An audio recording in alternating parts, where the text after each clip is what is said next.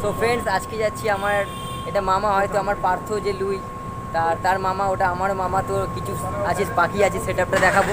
তো মামার বাড়িতে আজকে যাচ্ছি, মামাই নিয়ে যাচ্ছে অটো করে আজকে। তো এখানে বসে আছে আমার ভাইরা, এই তো দেখাও।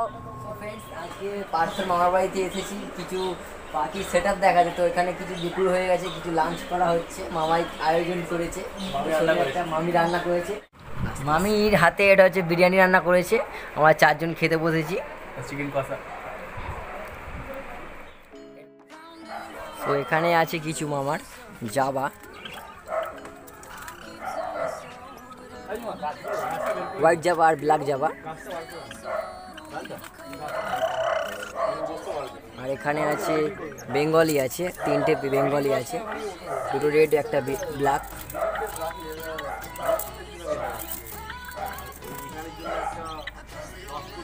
আর এখানে আছে স্টার ফিঞ্চ আছে।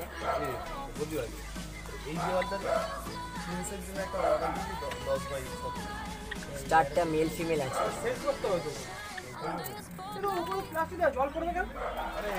এখানে খাঁচা ফাঁকা।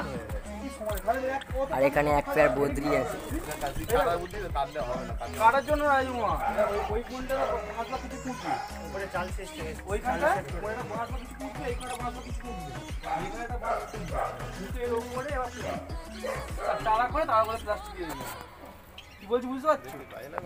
That's the way every day goes. Looking back, I know we started falling.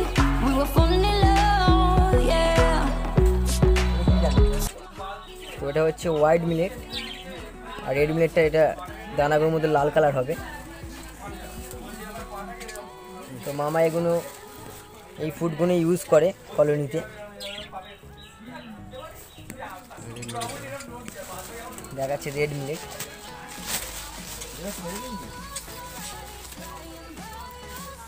Red millet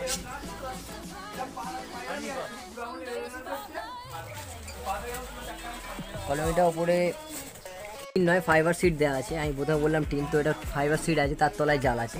সেই কারণে অনেক রোদ্দুরটা পরেও গরমটা কম লাগে। তার উপরে আবার থার্মোকল আছে, মোটা থার্মোকল। তো কলমিটা ভালো আছে, প্রায় 100 পেয়ার তো এরকম ধরেই যাবে, 100 থেকে 120 পেয়ার ধরে যাবে।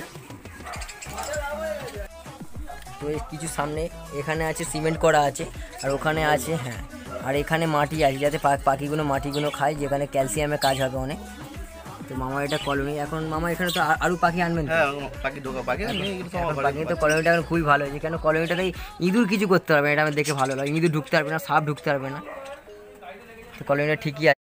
তো এটা হচ্ছে আমার মামার কলোনি আছে, তো বদ্রিবিহার কলোনি। তো এখানে অনেক পাখি ধরবে, কিন্তু এখন কিছু পাখি আনা হয়নি, যে কারণে এখনও এটা স্টার্ট হচ্ছে।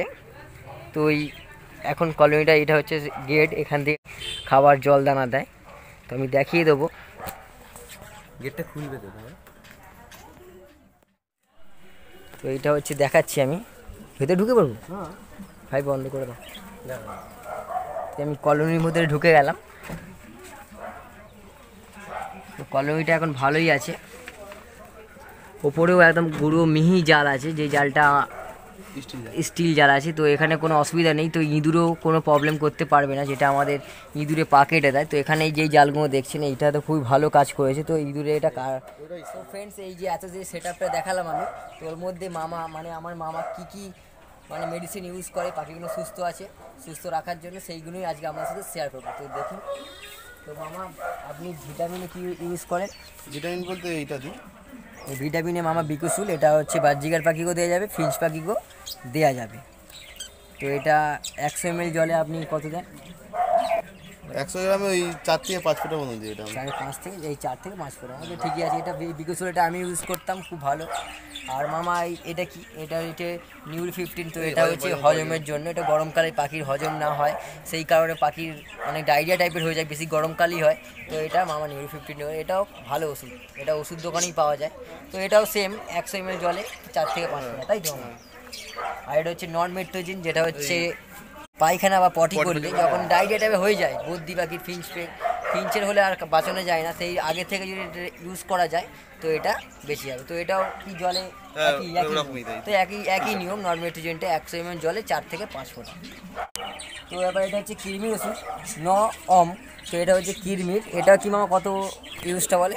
এটাকে তো 15 দিন পর পর দিতে হয়। এটাকে ওই 1 লিটার জলের মধ্যে 4 থেকে 5 ফোঁটা দিলে এই অল্প সব পাইকে দিয়ে দেয়। Thank you. তো দেখে নিলাম মামা এইসব ভিটামিন ইউজ করে পাখিগুলো করেছে। যদি আপনাদের মনে হয় ভিটামিনগুলো ভালো বা মামা ইউজ করে তো আপনারাও ইউজ করতে পারেন।